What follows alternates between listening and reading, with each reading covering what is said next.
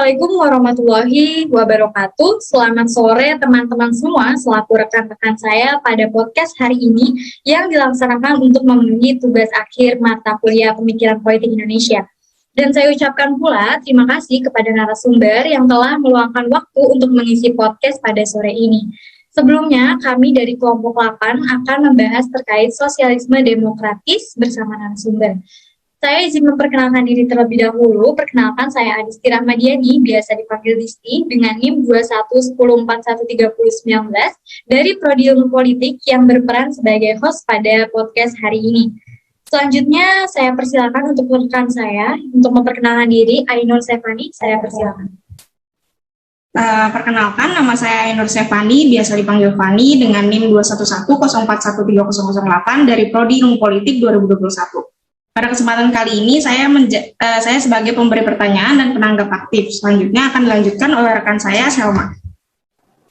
Perkenalkan, nama saya Selma Mutaresti dengan NIM 2110413040 dari Prodi Ilmu Politik dan saya berperan sebagai penanya. Boleh rekan saya, AB? Baik, terima kasih kesempatannya. Perkenalkan, nama saya Aulia Liviana AB, biasanya dipanggil AB dengan NIM 2110413006 dari program studi ilmu politik 2021.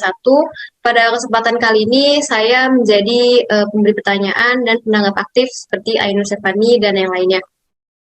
Untuk selanjutnya saya persilakan Atalia Azura.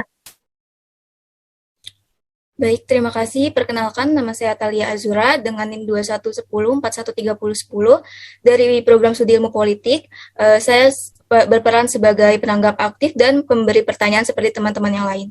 Sekian perkenalan dari saya kembalikan ke host.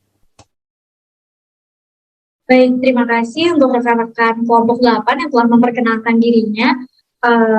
Karena pada podcast kali ini kita juga kedatangan narasumber yang sangat spesial, yakni salah satu mahasiswa UPN Veteran Jakarta dari Prodi Ilmu Politik yang menjabat sebagai salah satu menteri pada organisasi BEM UPN Veteran Jakarta di bidang kemitraan bisnis dan ekonomi kreatif.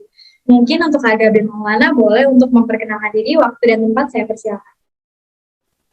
Oke, terima kasih Adisti. Selamat malam teman-teman semua. Terima kasih atas undangannya. Langsung aja aku perkenalan nih teman-teman. Jadi nama aku Gabriel Maulana, aku dari Ilmu Politik angkatan 20. Jadi di sini aku akan mengisi atau menjadi narasumber dari kegiatan podcast kali ini. Terima kasih semua. Baik Kak Gabe, terima kasih. Sebelum kita mulai ke pertanyaannya, mau tanya dulu nih, gimana kabar Bang Gabe? Alhamdulillah baik, kan kemarin kita baru ketemu.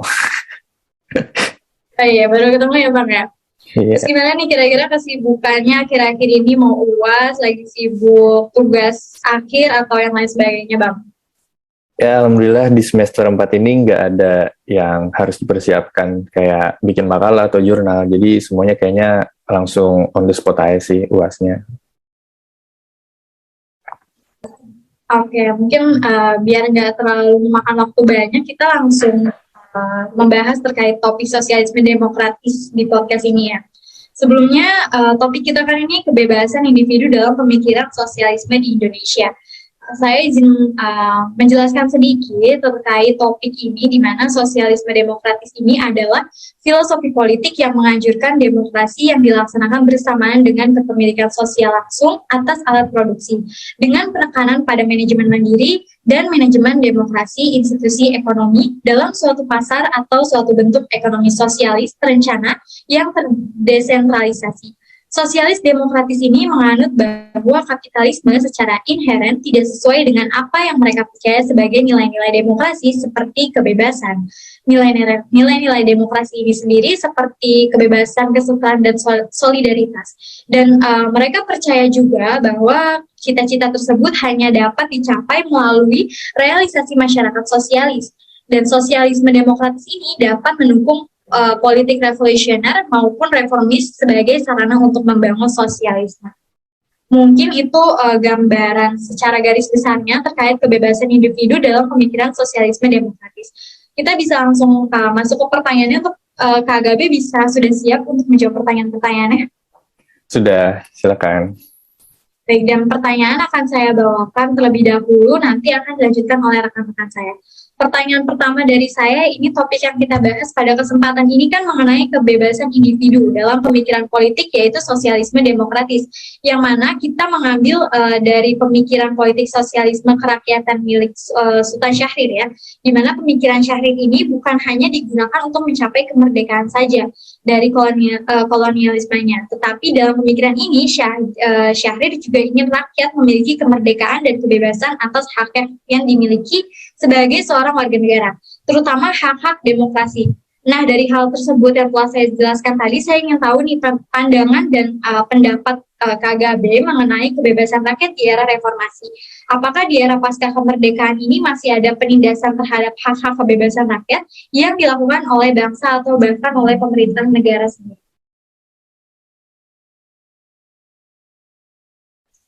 Oke, aku izin jawab ya teman-teman. Jadi kalau dibilang, halo, suaraku masuk nggak ya? Masuk ya? Masuk. Oke, jadi tadi kalau ditanya itu apakah masih ada hak-hak yang dirampas oleh negara ya teman-teman. Jadi pendapatku kalau misalnya hal tersebut itu pasti ada ya teman-teman, ada banyak hak-hak atau perenggutan masyarakat yang terjadi di Indonesia. Aku kasih contoh aja kayak di film dokumenter Watchdog itu, jadi kalau teman-teman tahu itu booming banget kan film dokumenter Watchdog yang dibikin oleh Dandi Laksono itu kalau teman-teman tahu. Jadi di dalam film dokumenter itu ibaratnya tuh kayak di breakdown semua keburukan-keburukan penguasa untuk mengambil lahan dan lingkungan yang dimiliki oleh masyarakat untuk dijadikan lahan bisnis. Jadi lahan bisnisnya apa? Lahan bisnisnya bisa seperti kelapa sawit atau batu bara, penambangan. Jadi seperti ada lagi contohnya kayak teman-teman tahu yang kemarin yang baru-baru terjadi ini tuh di Desa Wadas, Jawa Tengah kalau teman-teman tahu. Jadi kalau di Desa Wadas itu kan terjadi karena lagi-lagi penguasa kekuasaan itu mengambil lingkungan masyarakat untuk dijadikan lahan bisnis ya teman-teman. Nah, di sana juga banyak terjadi tindakan-tindakan represif aparatur negara yang dimana itu sangat bertentangan dengan asas dan ideologi mereka sendiri, yaitu melindungi segenap masyarakat yang ada di Indonesia. Nah, kenapa hal-hal ini terjadi? Karena tidak ada check and balance yang baik antara pemerintah dan rezim yang sedang berkuasa. Jadi, seperti yang teman-teman ketahui, pasti oposisi saat ini itu nggak cukup kuat, teman-teman, karena cuma ada 2 partai politik yang ada di luar rezim, yaitu tidak cukup untuk ibaratnya itu nggak cukup lah untuk menjadi badan suara masyarakat. Jadi mereka tidak cukup kuat kolaborasinya untuk melawan rezim yang ada di pemerintahan. Karena apa? Sudah terlalu banyak kepentingan-kepentingan yang masuk ke dalam pemerintahan sehingga cita-cita dan tujuan masyarakat itu dikesampingkan, teman-teman. Nah, karena hal ini itu tidak menjadikan demokrasi langsung itu menjadi baik, karena seperti yang kita ketahui sekarang di era reformasi ini dan di sistem digitalisasi yang sudah sangat tinggi, seharusnya kebebasan berpendapat, hak-hak individu itu kan harus dihargai, apalagi hak-hak secara umum masyarakat. Jadi di dunia yang sudah modern ini seharusnya tidak ada lagi hak-hak masyarakat yang direnggut oleh pemerintah, teman-teman. Seperti itu jawaban aku. Baik, terima kasih untuk Kak Gabe telah menjawab pertanyaan yang terkait tadi yang saya dapatkan dari jawaban Kak Gabe ini, penguasa mengambil lahan wadas ya, sangat bertentangan dengan asas dan nilai-nilai yang mereka anut. Dan kemudian ada 2 partai yang ada di rezim dan ini tidak cukup untuk memenuhi kebebasan juga jadinya ya, seperti itu ya Kak Gabe. Mungkin kita bisa lanjut ke pertanyaan berikutnya. Di sini kita bahas pertanyaan yang ringan-ringan dulu. Jadi saya akan bertanya nih, kita nih kan bahas terkait kebebasan individu dalam pemikiran politik sosialisme demokratis ya. Menurut Kak Gabe sendiri, sosialisme itu apa dan gimana perkembangannya di Indonesia? Mungkin Kak Gabe dipersilakan untuk menjawab. Oke, teman-teman, aku izin jawab lagi. Jadi sebenarnya itu kalau dibilang sosialisme itu kan filsafat dan ideologi ya teman-teman. Jadi kalau untukku itu sosialisme itu adalah ideologi, pandangan filsafat juga, dan juga tindakan politik di mana sistem sosial dan ekonomi itu ditandai dengan kepemilikan bersama atas alat-alat produksi seperti yang tadi udah Adisti juga sudah jelaskan di awal-awal. Jadi sosialisme juga lahir sebagai jawaban atau respon atas berkembangnya kebebasan individu tanpa batas atas nama liberalisme, teman-teman. Sosialisme juga memandang liberalisme itu lebih mementingkan kepada kelompok-kelompok pemilik modal dan mengesampingkan kaum buruh. Oleh karena itu, sosialisme berusaha mewujudkan kemakmuran bersama melalui usaha-usaha kolektif di bawah kendali campur dan adanya intervensi dari pemerintah. Di dalam sosialisme, kebebasan individu juga tetap dibatasi dan mengutamakan pemerataan bersama lah masyarakat. Jadi ya seperti yang tadi udah dijelaskan juga oleh teman-teman, jadi sosialisme itu lebih ditekankan pada aspek ekonomi, di mana tujuan utamanya itu adanya pemerataan di seluruh elemen masyarakat. Oke, jawabannya menarik banget ya, cukup jelas terkait sosialisme demokratis. Mungkin dari saya pribadi, memang sosialisme demokratis ini memiliki definisi yang berbeda-beda dari setiap pandangannya. Kalau dari saya sendiri, sosialisme demokratis ini adalah filosofi politik di mana orang-orang biasa memiliki suara nyata di tempat kerja mereka dan ekonomi secara keseluruhan. Dan sosialisme demokratis ini juga dalam pandangan saya menggambarkan ekonomi sosialis yang di mana produksi dan kekayaannya dimiliki secara kolektif, tetapi negara tersebut memiliki sistem pemerintahan yang demokratis juga. Dan tujuan sosialisme ini sendiri demokratik adalah untuk mencapai tujuan kesetaraan sosialis sambil menentang ideologi sosialis. Dan sosialisme demokratis ini menentang model ekonomi Soviet, di mana ekonomi komando dan pemerintahan Amerika. Mungkin itu yang bisa saya simpulkan dari pertanyaan kedua ya Bang. Kita bisa lanjut ke pertanyaan berikutnya, akan dibawakan oleh rekan saya, Ainur Stefani. Saya persilakan untuk menyampaikan pertanyaan. Ya, makasih kesempatannya. Sekarang kita langsung move aja ya ke implementasinya dalam konteks kebebasan individu nih. Menurut Kak Gabe sendiri nih, gimana dengan adanya kebebasan individu tuh hasilnya apa? Dan dampaknya tuh ke perkembangan negara tuh apakah 100% positif atau justru masyarakat nih jadi mendominasi atau overpower? Oke, terima kasih nih Jo. Pertanyaan ini menarik nih ya. Jadi menurutku kebebasan individu di Indonesia itu sebenarnya masih sering dirusak ya, dalam tanda kutip, masih sering dirusak ya oleh elit-elit politik. Dan maknanya itu dari kebebasan yang ada pada kenyataannya tidak sebebas itu. Jadi kebebasan berpendapat ternyata pada realitanya tidak sebebas itu, teman-teman. Nah, seperti jawabanku sebelumnya, dalam beberapa isu, tentu kayak teman-teman tahulah kalau misalnya pasti pernah baca berita kayak ada orang mengkritik Pak Presiden nih, terus mereka itu dilaporkan atas pelanggaran undang-undang ITE gitu, teman-teman. Nah, itu kan berarti merusak kebebasan individu dalam berekspresi di dalam ruang publik, teman-teman. Jadi itu makanya aku bilang tadi seringkali kebebasan berpendapat ini dirusak oleh beberapa elit karena mereka tidak mau ada kekurangan-kekurangan dalam rezim ini. Nah, jadi pendapat masyarakat seringkali tidak dihargai, malah seringkali dibenturkan dengan beberapa masyarakat yang lain sehingga dibenturkan ke dalam undang-undang, contohnya seperti undang-undang ITE yang tadi aku bilang. Tapi menurutku ini dalam beberapa isu yang sangat sentimen dan fundamental aja, jadi nggak semua isu atau topik yang sedang hangat di Indonesia itu sering dibenturkan dengan pendapat masyarakat yang lain atau bahkan dijebak ke dalam undang-undang yang masih jadi pasal-pasal karet, teman-teman. Jadi untuk secara umumnya Indonesia menurutku masih dapat dikatakan hak kebebasan individunya masih berjalan dengan baik lah, masih berjalan cukup baik. Jadi kesimpulannya perkembangan negara masih dalam kebebasan individu masih berjalan melalui kebebasan individu yang baik. Dan tadi sempat disinggung juga kan apakah justru masyarakat ini menjadi mendominasi atau overpower. Seperti yang kita ketahui teman-teman, gerakan people power itu dalam masyarakat itu ada, teman-teman. Jadi kayak kemarin contohnya di isu-isu yang sangat berseberangan kepada masyarakat, contohnya kayak kemarin waktu Indonesia itu gencar di setiap daerah itu mereka demo untuk menolak adanya undang-undang Omnibus Law, undang-undang Ciptaker. Nah, itu juga salah satu yang bisa disebut sebagai people power.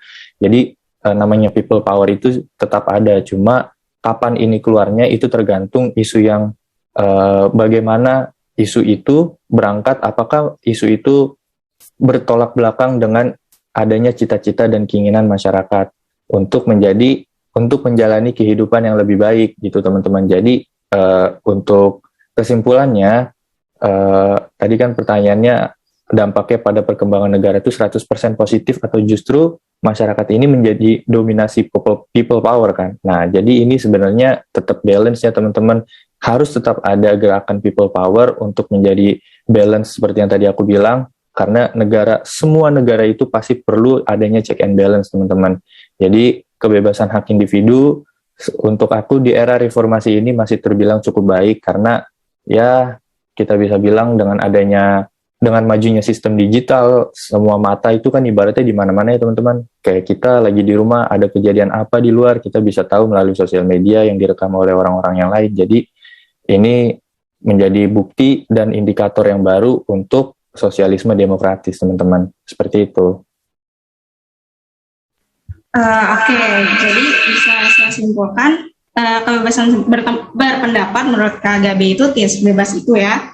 Dan dibatasi juga oleh hak-hak orang lain. UU ITE juga masuk ke dalam pasal karet yang sering banget dimanfaatkan sama orang-orang yang cuma buat kepentingannya sendiri. Terus juga people power juga menurut KGB ini dibutuhkan untuk check and balance. Ini juga kan terbukti dari banyaknya demo-demo yang menghasilkan justru apa yang diinginkan sama pemerintah sama masyarakat kan.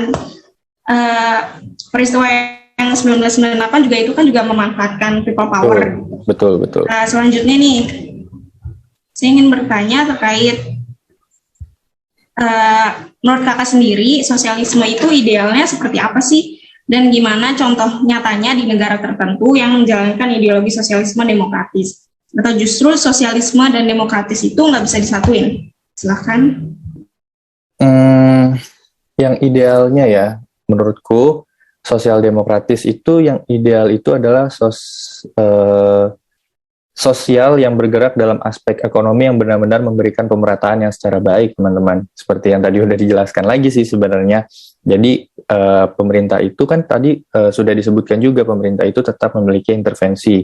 Nah, di sini harusnya pemerintah, kalau kita gambarkan secara ideal lah bagaimana sosial demokratis itu, seharusnya dengan adanya sosialisme itu harus memberikan pemerataan yang baik. Pemerintah melalui kekuasaannya harus memberikan distribusi dan sistem bagi hasil yang baik untuk seluruh elemen masyarakat.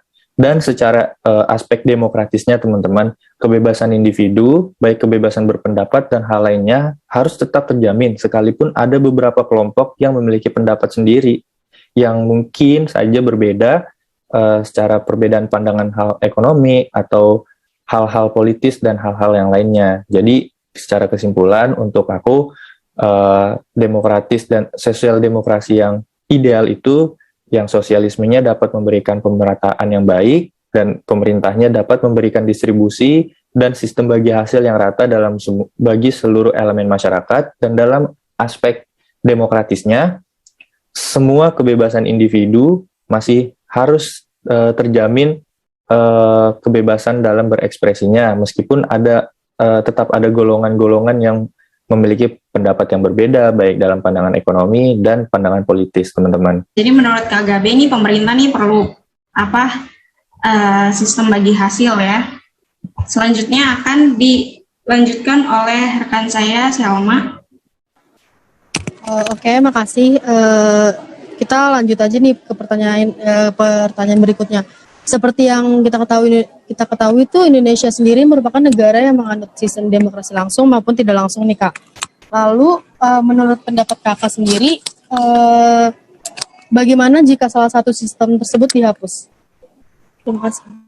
Oke, gimana kalau misalnya salah satu sistem dari demokrasi langsung ataupun tidak langsung itu dihapus ya?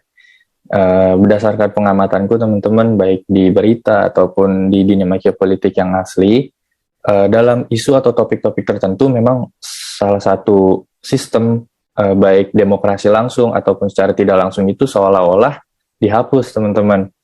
Jadi kayak yang tadi aku bilang, contohnya ketika kayak yang isu yang yang paling booming deh akhir-akhir ini kan UU Ciptaker dan UU Omnibus Law. Nah, banyak banget orang-orang yang ditangkap karena mengekspresikan kritiknya di sosial media ataupun secara langsung.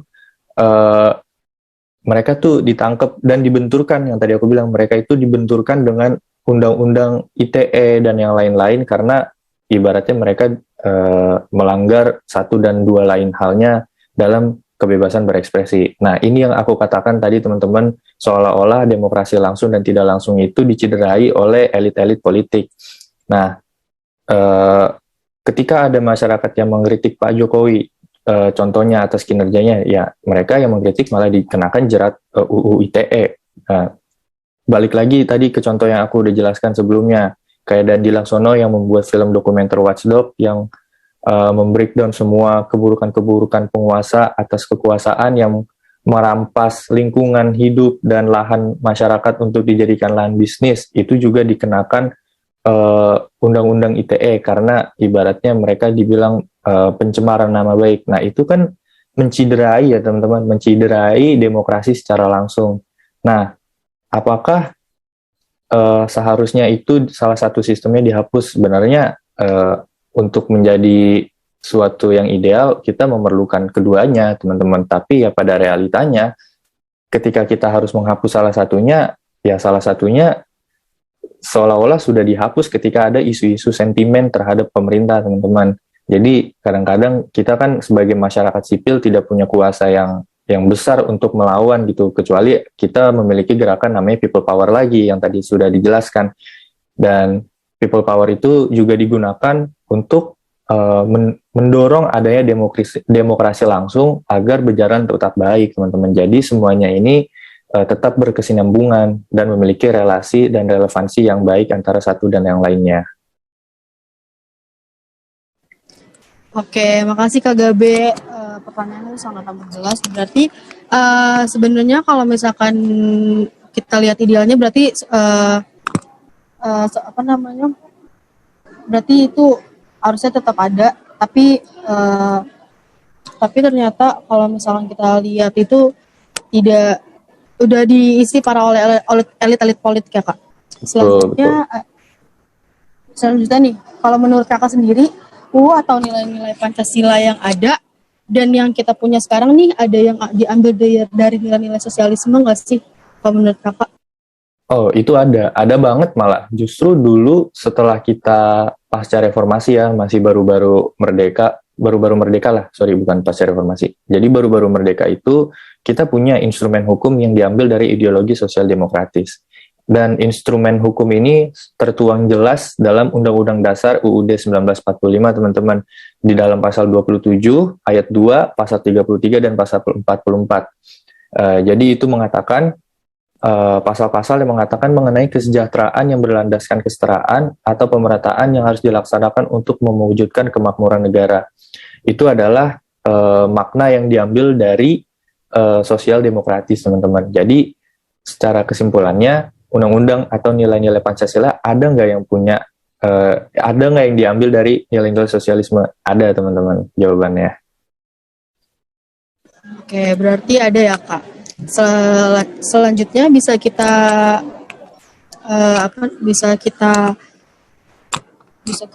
lanjutkan oleh AB.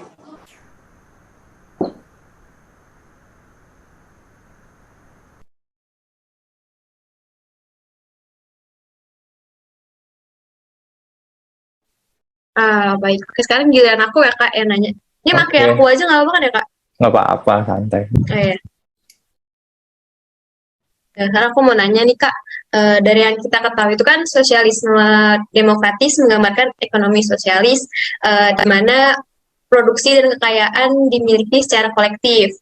Tetapi negara tersebut memiliki sistem pemerintahan yang demokratis. Kalau menurut Kakak sendiri, sosialisme demokratis itu secara luasnya apa sih? Oke, aku langsung jawab. Jadi sosialisme demokratis itu secara umum merujuk pada setiap gerakan politik sebenarnya yang berupaya untuk membangun ekonomi yang didasarkan pada demokrasi ekonomi oleh dan untuk kelas pekerja. Jadi ibaratnya ya kalau bahasanya Soekarno waktu itu dari rakyat untuk rakyat oleh rakyat, teman-teman. Sosialisme demokrasi juga sebenarnya sulit untuk didefinisikan karena beberapa akademisi itu memiliki definisi yang berbeda-beda untuk menggambarkan sosialisme demokratis itu. Beberapa definisi juga biasanya hanya merujuk pada segala bentuk sosialisme yang mengikuti jalan yang paling umum, teman-teman. Contohnya seperti adanya reformis atau evolusioner menuju sosialisme, dan bahkan adanya revolusioner, teman-teman. Jadi sistem demokrasi sosial itu sebenarnya kalau secara luasnya itu memang sangat erat dengan gerakan-gerakan politik, yang dimana gerakan politik itu sangat berkesinambungan, teman-teman, dengan aspek politik. Gitu menurut aku. Ya, Kak. Aku mau nanya lagi nih, Kak, masih berkaitan sama sosialisme demokratis. Dari dulu kan sosialisme demokratis ini terkenal sama founding fathers yang menjadikan ideologi ini sebagai bahan perdiskusian, bahkan bisa menjadi bahan perdebatan. Mungkin juga gak bisa dipungkiri hal ini tuh menjadi perdebatan hingga saat ini. Nah, perkembangan naik turun sosdem ini tergantung pada rezim yang sedang berkuasa. Contohnya pada masa Orde Baru, yang udah bukan rahasia umum lagi ya Kak, bahwa Orde Baru ini bersifat otoriter dan represif, sehingga bisa dibilang sosial demokrasi pada masa itu hampir mati atau hampir punah, nggak bisa berkembang lagi. Lalu seiring berjalannya waktu, ideologi ini mulai bangkit kembali meskipun masih berantakan, masih kacau, yang sebagaimana mestinya. Nah, yang menjadi pertanyaan saya, menurut Kakak sendiri, pengimplementasian sosial demokratis di Indonesia ini mengalami kemajuan di dalam masyarakatnya atau bahkan mengalami keterpurukan seperti yang pada saat Orde Baru?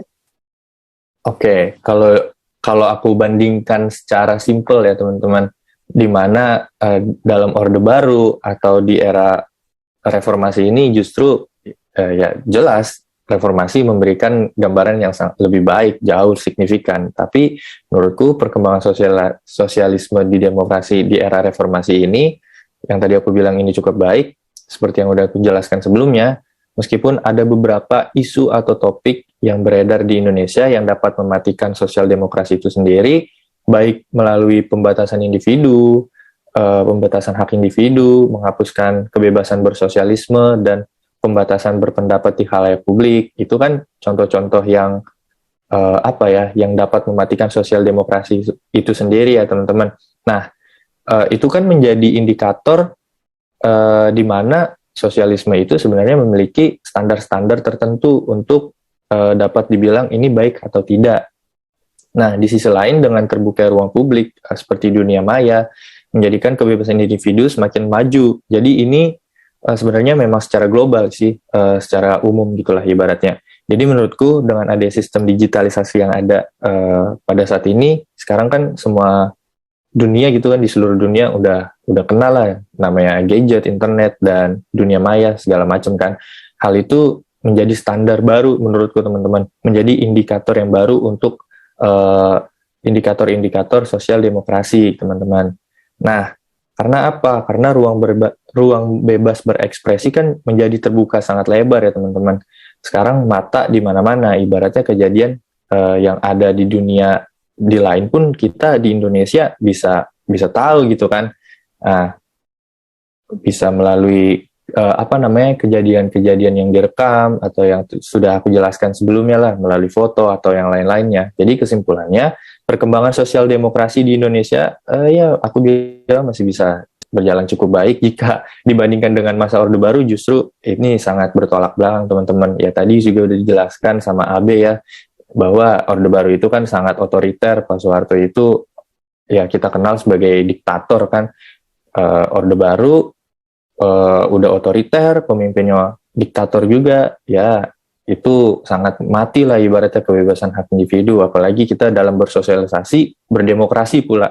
Jadi kalau dibandingkan dengan era reformasi ini, aku bilang sangat baik lah, jauh sangat baik. Tapi karena adanya satu dan yang lainnya, ada beberapa aspek yang dapat mematikan demokrasi itu sendiri, tapi itu di era reformasi ini tidak masalah lah, karena yang tadi aku bilang, isu-isu sentimen dan topik-topik sentimen yang bertolak belakang dengan masyarakat tidak selalu terjadi setiap hari dan tidak selalu terjadi dalam 24 jam, teman-teman.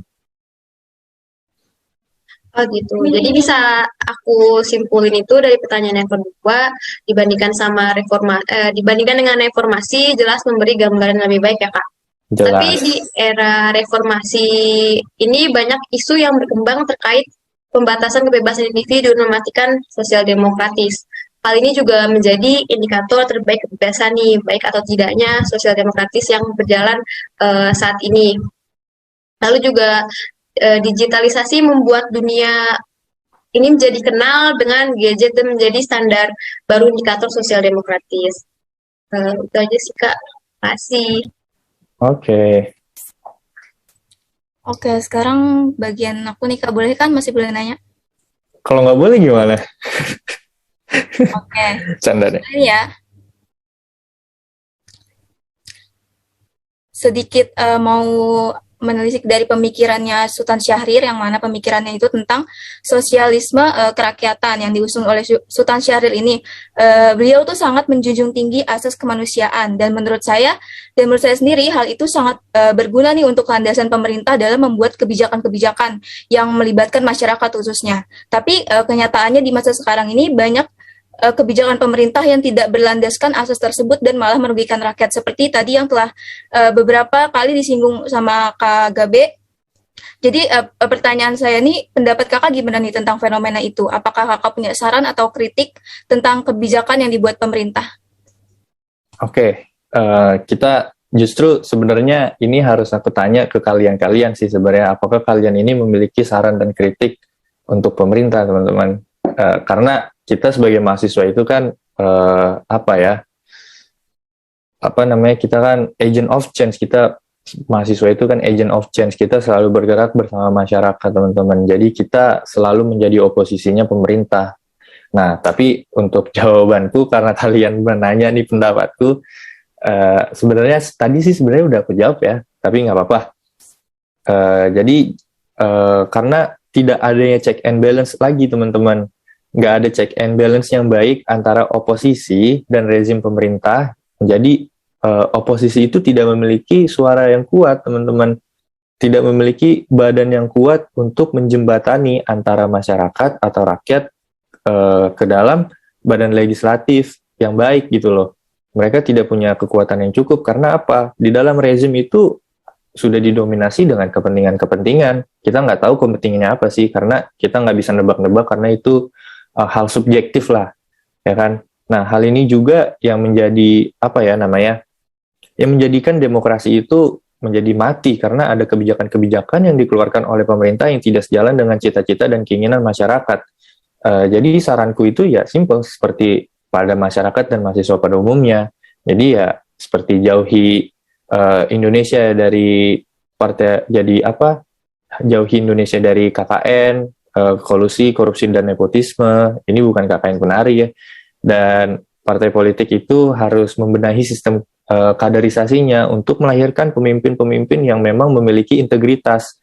Gitu loh. Kan sekarang banyak banget nih partai politik yang mereka sudah jadi kader memimpin sesuatu, tiba-tiba mereka tersangkut kasus korupsi atau bahkan jual beli jabatan. Itu kan yang sangat kita sebagai masyarakat sipil itu yang sangat kita jauhkan lah ibaratnya. Dan yang lainnya itu jangan menjadikan kekuasaan itu menjadi alat untuk memukul masyarakat. Karena pada realitanya, menurutku, kenapa masyarakat pada akhir-akhir ini sering turun ke jalan? Ya, itu yang tadi jawabannya.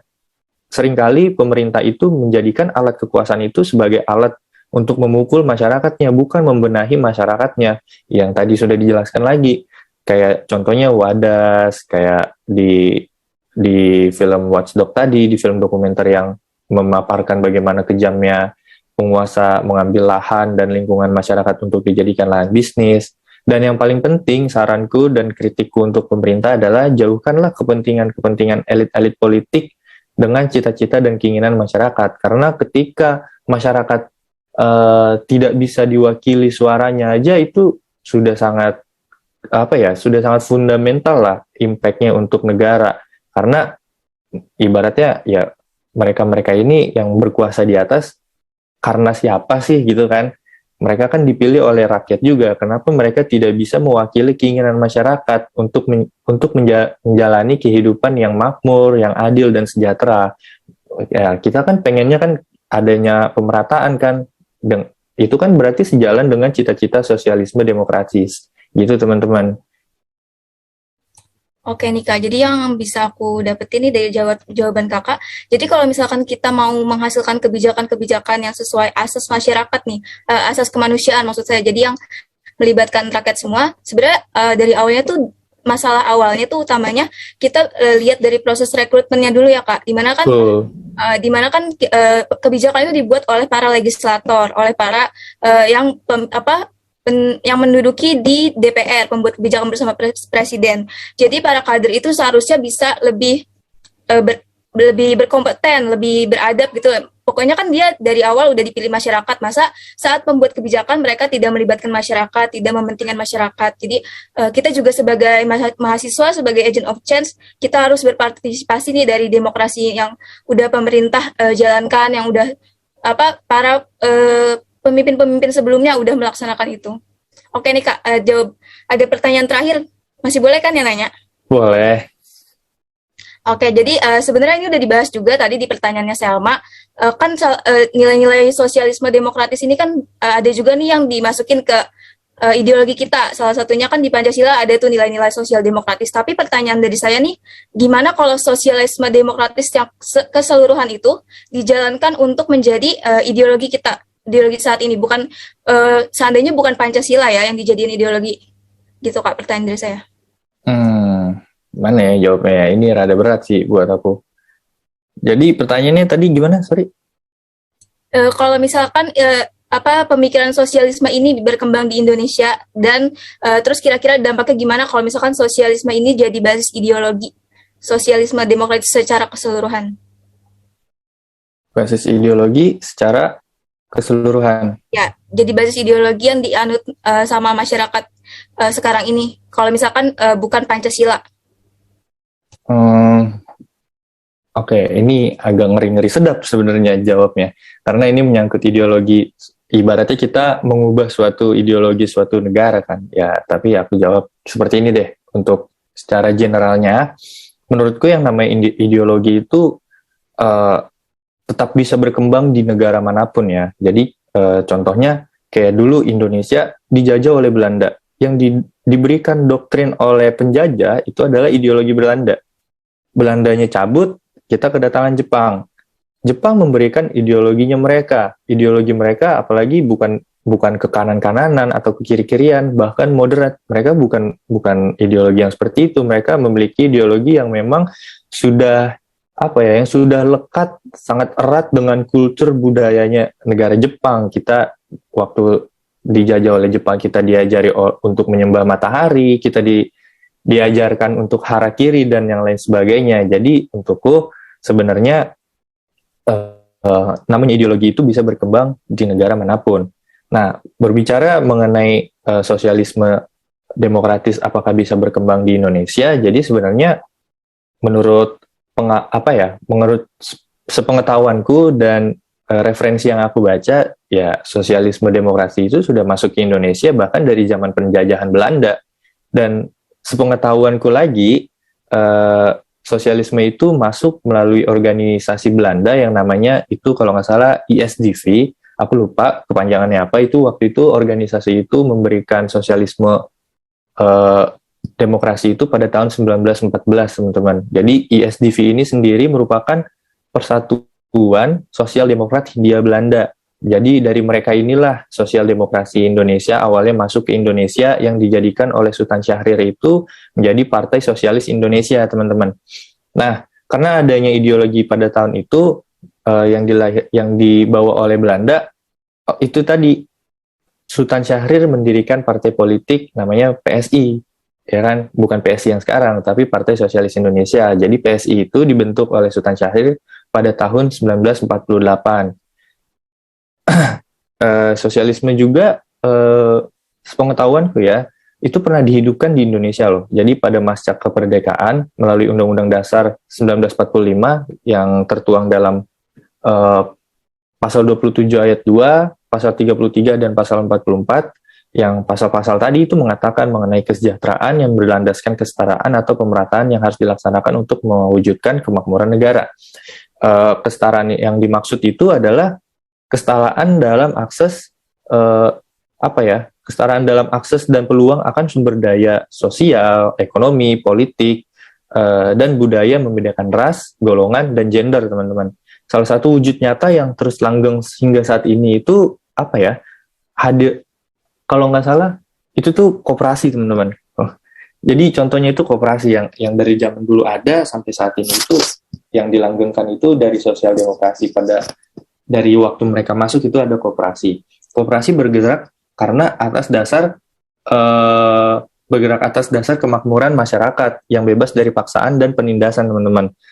Sosialisme memang diterapkan dalam beberapa aspek kehidupan bernegara, akan tapi dalam prakteknya Indonesia itu nggak bisa sama sekali untuk menjadi sosialisme demokratis yang jalan seutuhnya gitu. Ibaratnya Indonesia nggak bisa nih jadi sosialisme demokratis yang murni gitu. Karena apa? Karena kita, ya tadi sudah dijelaskan, kita punya founding fathers yang memiliki ideologi yang berbeda-beda, ada yang mendukung, ada yang sosial demokratis, ada yang mengharuskan kita harus mengubah dari sosial demokrasi menjadi Pancasila, atau bahkan ada yang mendukung kita menjadi komunis seperti Partai PKI, ada yang mendukung Indonesia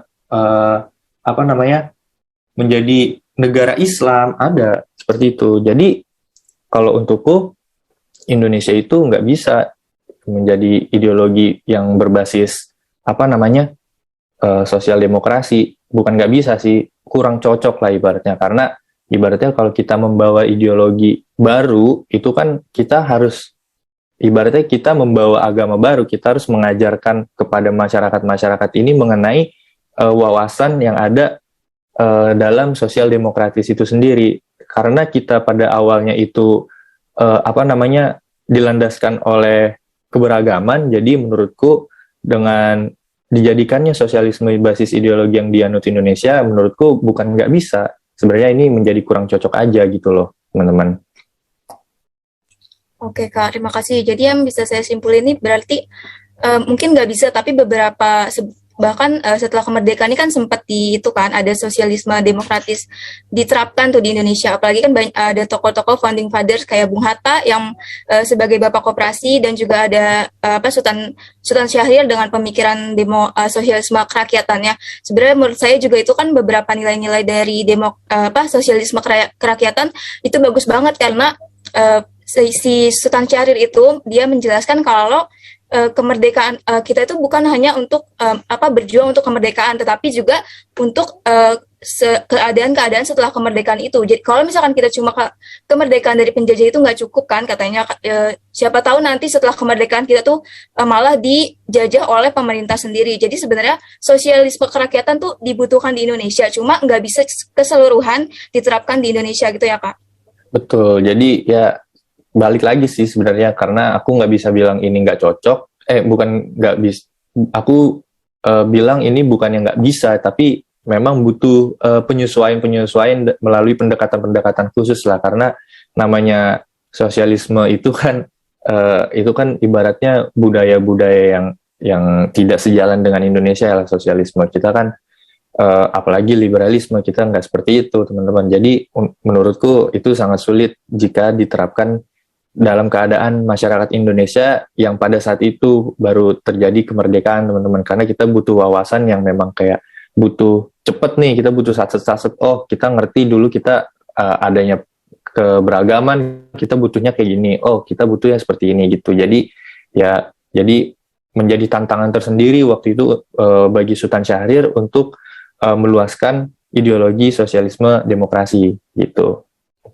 Oke, jadi banyak pertimbangan ya Kak, kayak kita tahu juga Pancasila nih ideologi sekarang kan juga banyak perubahan-perubahan sebelumnya dari yang nilai-nilai pertama tuh sila pertama kan banyak dirubah kan karena sebelumnya percaya kepada berlandaskan Islam gitu-gitu. Padahal kan nyatanya kan kita masyarakatnya itu majemuk banyak sekali beragam-ragam. Jadi kan disesuaikan lagi sampai ini intinya Pancasila menjadi dasar yang cocok nih bagi masyarakat Indonesia. Itu ya Kak. Betul. Makasih banyak, Kak. Sama-sama. Ada lagi?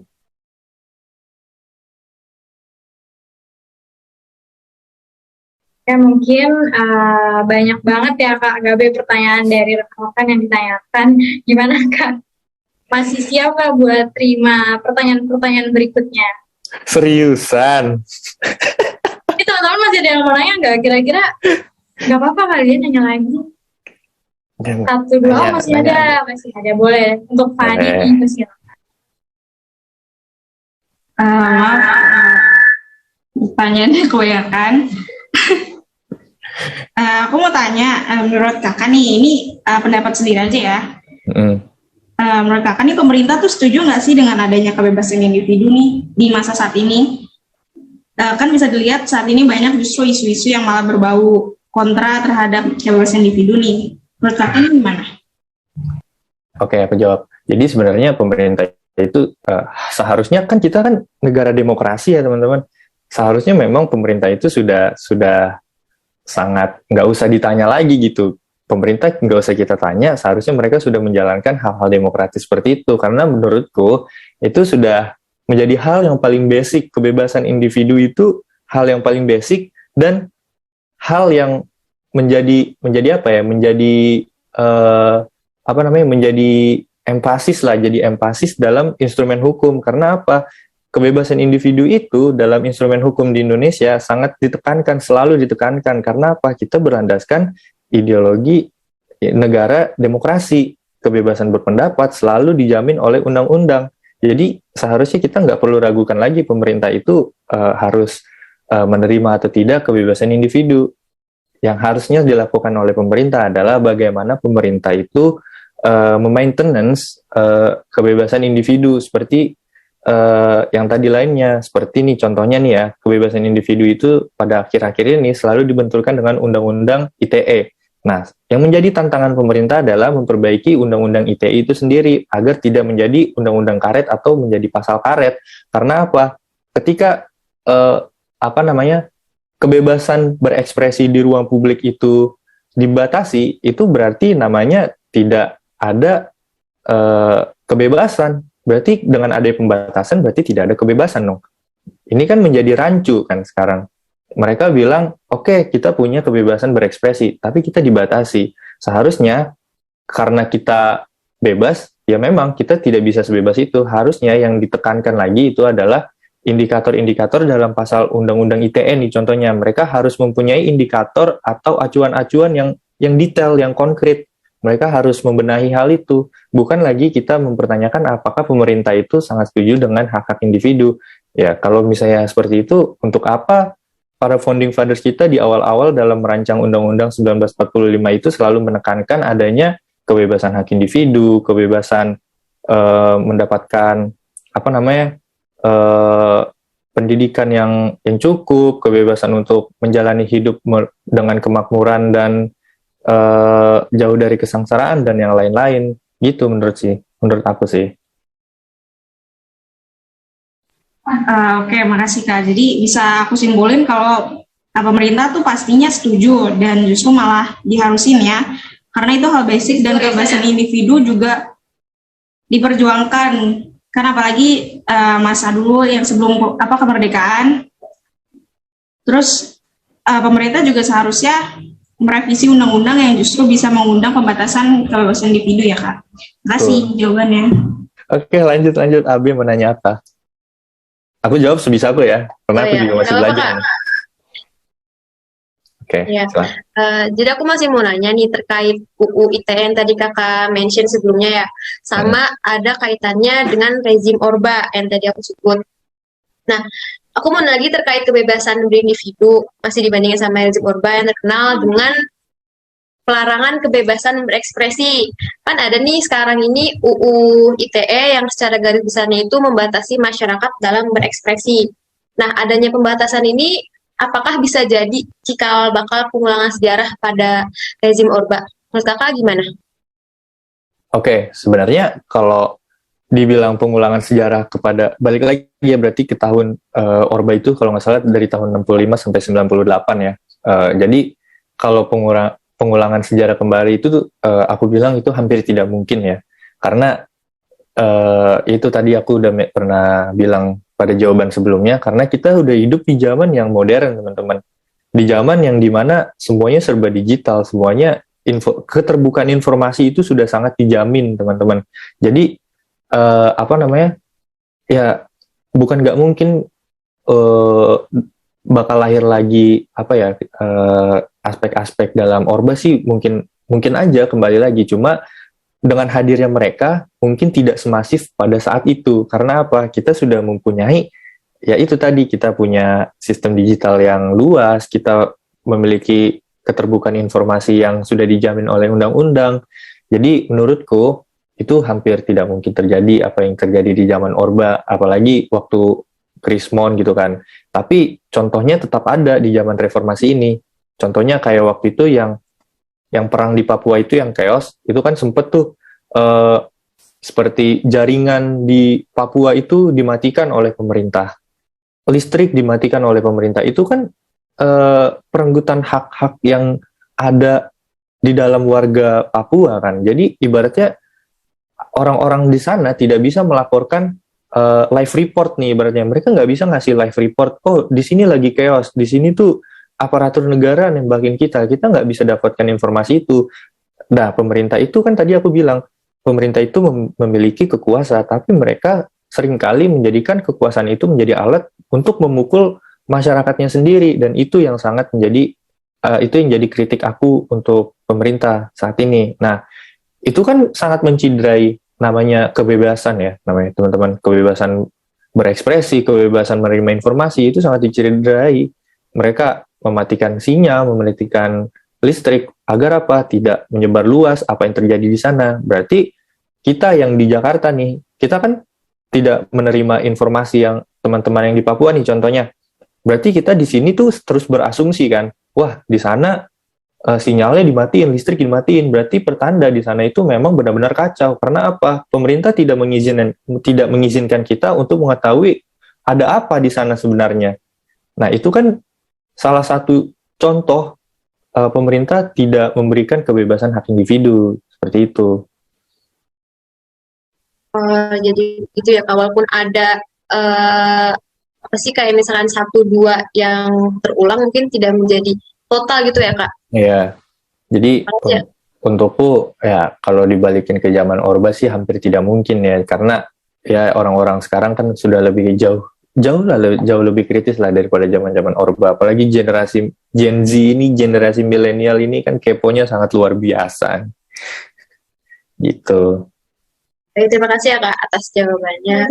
Sama-sama. Saya kembalikan ke moderator. Baik, terima kasih Ainur Sefani dan AB sudah memberikan pertanyaan tambahan, dan juga untuk Kak Gabe yang telah menjawab pertanyaan-pertanyaannya dengan sekuat hati dan otak ya Kak. Betul lagi. Gue tadi waktu ditanyain tuh deg-degan dikit sih. Gue yang gak nanya aja deg-degan Kak. Mungkin sebelum kita ke akhir, saya mau memberikan kesimpulan dari podcast hari ini yang bertemakan sosialisme demokrasi. Karena kita tadi telah membicarakan banyak yang mendalam ya, cukup tentang sosial demokrasi, terus juga kebebasan berekspresi dan juga kebebasan individu. Dari yang kita ketahui, banyak masyarakat yang yang ditangkap karena adanya UU ITE yang tadi sudah kita bahas terkait kebebasan berekspresi, karena dianggap mereka ini melanggar hukum-hukum yang telah diterapkan di Indonesia. Seperti contohnya yang telah dijelaskan tadi oleh Kak Gabe, masyarakat yang mengkritik Jokowi itu bisa dikenakan UU ITE karena ibaratnya melanggar undang-undang yang ada di Indonesia. Dan sebenarnya untuk menjadi ideal, kita juga harus membutuhkan keduanya, yakni sosialisme dan demokratis, agar segala kebijakan dapat berjalan dengan baik dan juga mendorong demokrasi secara langsung serta tetap berkesinambungan. Lalu pasca baru merdeka tadi yang sudah kita dengarkan dari KGB, Indonesia ini juga memiliki hukum yang berlandaskan untuk kesejahteraan karena sosialisme demokratis ini dianggap bisa diterapkan di negara Indonesia itu sendiri. Dan sosialisme demokratis ini pada saat ini justru reformasi memberikan gambaran yang lebih baik, di mana meskipun banyak sosialisme yang membatasi masyarakat, yang mematikan sosialisme demokratis di Indonesia. Dan seperti yang kita ketahui, ada pun standar-standar yang berbeda terkait sosialisme ini dan tidak semuanya sama. Lalu yang bisa saya simpulkan juga dari podcast hari ini itu oposisi itu memang tidak punya badan yang kuat terhadap badan legislatif karena di dalam rezim sendiri sudah didominasi oleh kelompok-kelompok kepentingan. Dan hal tersebut menjadikan demokrasi di Indonesia ini mati yang tidak berjalan dengan baik. Dan ada baiknya juga kekuasaan ini tidak dijadikan alat terhadap masyarakat. Artinya masyarakat itu tidak dijadikan alat oleh pemerintah karena kita udah tahu ya pada dewasa ini banyak banget dan sering juga masyarakat yang turun langsung untuk mengkritik pemerintah seperti adanya demo-demo di jalan. Dan juga ada baiknya pula pemerintah ini tidak perlu mementingkan kelompok-kelompok elit yang tidak sejalan dengan keinginan masyarakat dan juga dapat merusak kesejahteraan masyarakat di Indonesia. Mungkin segitu kesimpulan dari saya. Maaf banget kalau misalkan banyak kurangnya dan juga tidak sempurna kesimpulannya. Saya ingin balik lagi ke KGB. Mungkin KGB bisa kasih closing statement untuk podcast hari ini. Saya persilakan. Oke, dari aku sebenarnya nggak usah panjang-panjang ya teman-teman. Closing statement aku ya, aku harap teman-teman bisa mendapatkan wawasan yang aku beri gitu. Jadi kita sama-sama belajar karena aku juga masih mahasiswa. Aku harap pengetahuan yang sudah aku gali selama ini dapat bermanfaat untuk teman-teman, terutama dalam konteks yang kita bahas hari ini, sosial demokrasi. Dan selanjutnya aku harap dengan podcast ini, dengan kalian mengundang aku harap nilai yang diberikan oleh dosen akan membuat kalian bangga dengan hasil yang kalian telah kerjakan sendiri, teman-teman. Itu aja sih dari aku. Baik, terima kasih Kak Gabi atas closing statement-nya. Udah gak kerasa banget ya, pertanyaannya udah cukup banyak yang kita tanyain juga, dan tadi obrolannya juga udah mendalam terkait podcast hari ini. Mungkin saya pribadi juga mewakilkan teman-teman kelompok 8, mengucapkan terima kasih sebanyak-banyaknya kepada KGB Maulana karena telah meluangkan waktunya untuk menjadi narasumber pada podcast kali ini dan telah memberikan jawaban-jawaban yang sangat menarik terkait pertanyaan-pertanyaan yang diberikan oleh rekan-rekan dari kelompok 8. Sekali lagi saya ucapkan terima kasih dan KGB Maulana dipersilakan untuk meninggalkan dua Zoom. Terima kasih Kak. Oke teman-teman. Terima kasih Kak. Terima kasih Kak. Terima kasih ya atas undangannya. Aku izin pamit teman-teman. Thank you. Thank you, Pak.